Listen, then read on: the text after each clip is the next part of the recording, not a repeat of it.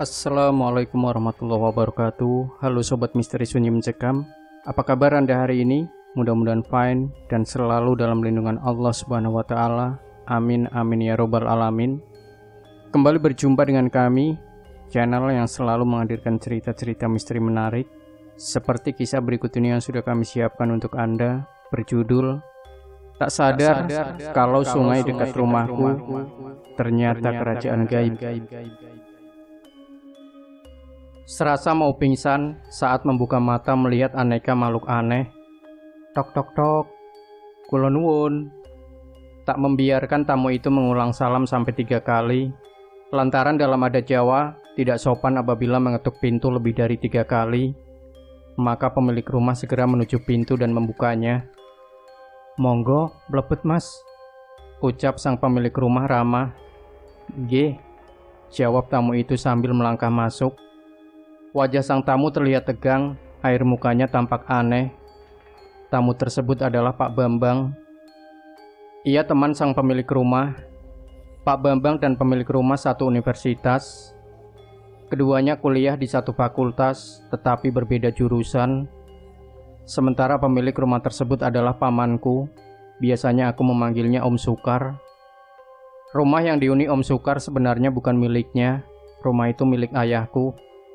Tetapi dihuni oleh Om Sukar karena ayahku tinggal di rumah nenek di Jawa Tengah.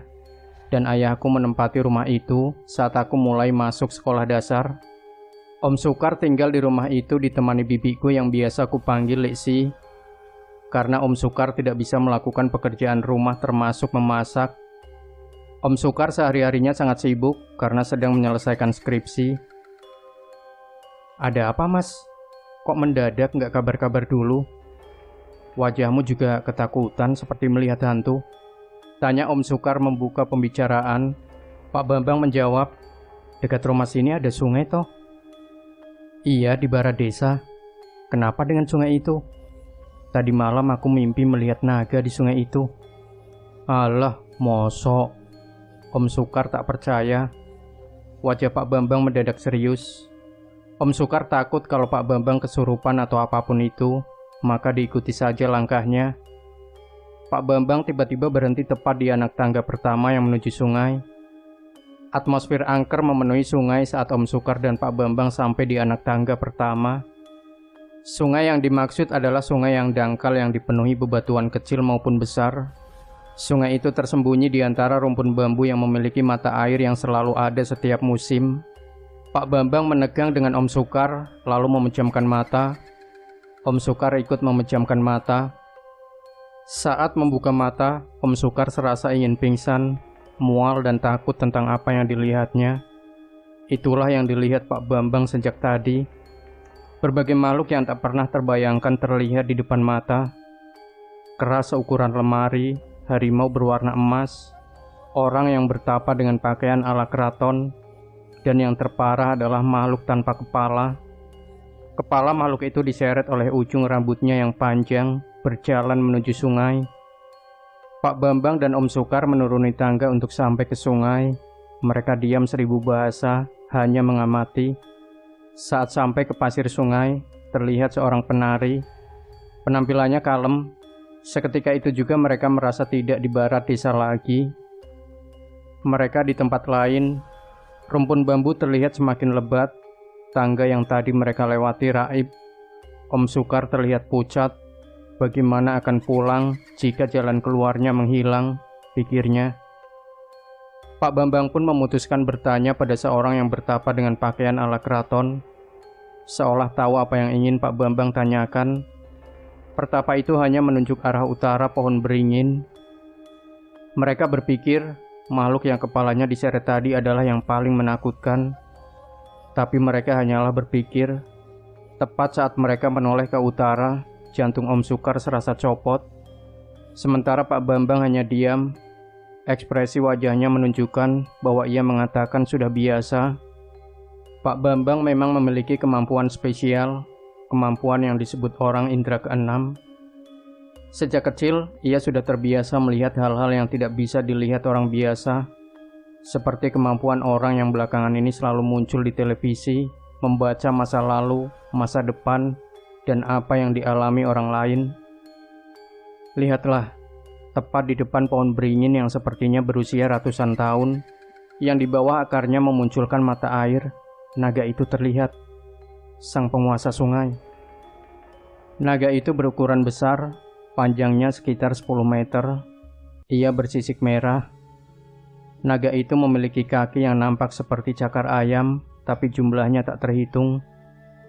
Makhluk itu berkepala manusia yang terdapat mahkota yang menandakan ia penguasa kerajaan gaib sungai itu. Tiba-tiba saja naga itu sudah berada di depan Om Sukar dan Pak Bambang.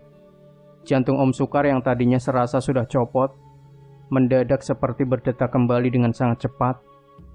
Berdesis tajam dan menusuk, itulah sensasi yang dirasakan ketika melihat mata sang naga. Nyuwun ngapunten, kulo kalian rencang kulo namung badhe nderek langkung. Mohon maaf, saya dan teman saya hanya ingin numpang lewat, kata Pak Bambang tanpa rasa takut. Sebagai balasan, sang naga hanya berbalik meninggalkan Om Sukar dan Pak Bambang kembali menuju pohon beringin.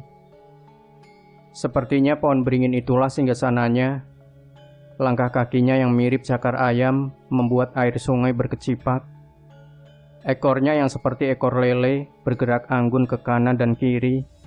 Naga itu lalu terbang mengelilingi pohon beringin sebanyak 7 kali, lalu menghilang. Anak tangga yang dilewati Pak Bambang dan Om Sukar tadi tiba-tiba muncul kembali. Begitu pula suasana sekitar. Rumpun bambu tidak selebat tadi. Saat sampai di rumah, Leksi sudah pulang dari sekolahnya. Ia heran dengan wajah Om Sukar yang kusut bin kisut. Om Sukar segera menuju ke dapur, mengambil segelas air putih besar, dan langsung meminumnya dalam sekali teguk. Si. Om Sukar berkata terbata-bata. Sisa kengerian di sungai tadi masih belum menghilang. Ambilkan camilan, katanya dengan terbata lagi. Om Sukar kembali ke ruang tamu. Ia duduk di sofa dengan Pak Bambang. Monggo. Sekarang kamu tahu toh? Pak Bambang bertanya dengan senyuman lebar. Om Sukar hanya menjawab dengan anggukan. Pak Bambang pun memakan makanan yang disuguhkan Leksi. Aku pamit yo. Om Sukar mengangguk lagi. Sebelum pulang, Pak Bambang kembali memegang tangan Om Sukar. Yang dibuka harus ditutup. Kalau tidak ditutup, dia bisa datang lagi untuk menghadiri pemakaman Om Sukar. Om Sukar merasa sedikit lega, hanya sedikit, namun ia sudah dapat berbicara. Tadi kamu datang, kamu yang pusing. Sekarang gantian aku yang pusing, Om Sukar berkata di depan pintu. Yon jaluk ngapuro aku. Daripada kamu kenapa-napa, sekalian saya beritahu. Pokoknya kamu hati-hati saja, kata Pak Bambang yang lantas memacu motornya dengan santai. Lega sudah. 7 hari setelah hari itu, Om Sukar gemetar ketakutan. Ia mencari ponsel nomor kontak Pak Bambang. Om Sukar langsung menelponnya setelah apa yang dia lihat.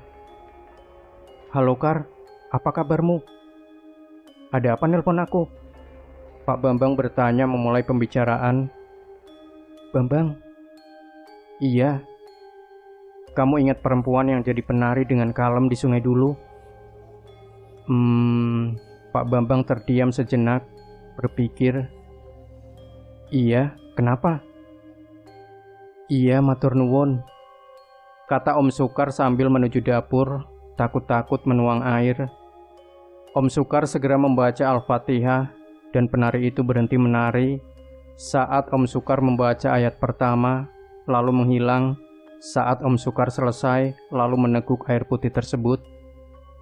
Ada yang lebih parah dari semua pengalaman Om Sukar selama tinggal di rumah itu, yaitu adalah aku menempati rumah itu sekarang.